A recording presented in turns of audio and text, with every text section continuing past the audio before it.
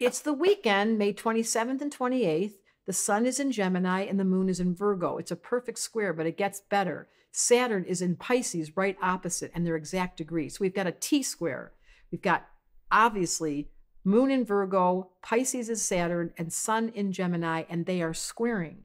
So on this weekend, for anyone that is Gemini, Virgo, Pisces, or Sag, there's a lot of chi that's going to make you feel a little bit edgy. Let's talk about why Gemini and Virgo square.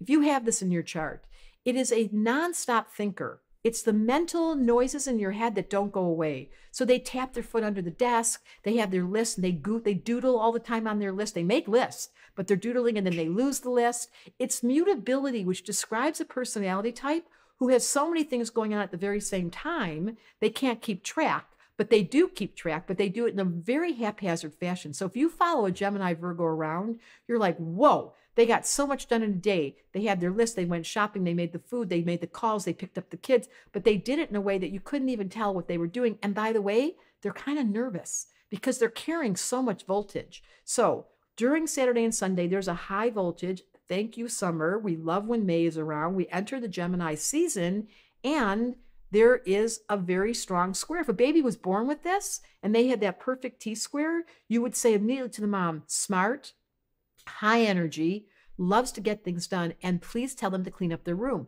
They'll do it sometimes. The moon in Virgo, you're all going to feel it no matter what sign you are. Moon in Virgo makes you want to do it. And then there's a fly, there's a rabbit, there's a decision, there's a phone call, there's a internet. Like, it makes us so distracted. Virgos are the one sign that while they're organized, they're also a little bit messy. No one ever tells you that about Virgo. And Gemini, forget it.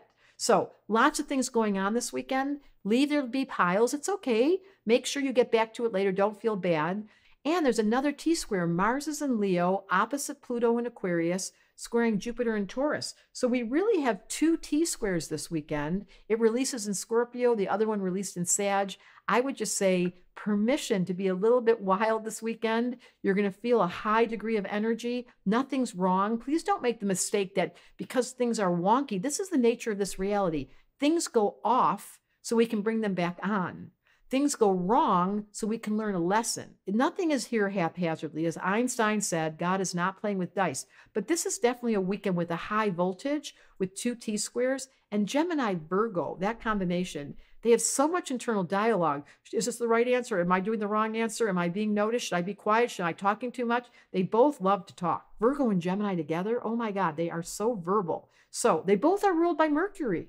So it's a very high-strung weekend. See how you do. Don't judge yourself, Moon and Virgo. Just put a smile on your face and go, I learned from Astrology Answers from Deborah Silverman that this is a voltage weekend, not a surprise, and I'm allowed to multitask without feeling like I'm getting anything done.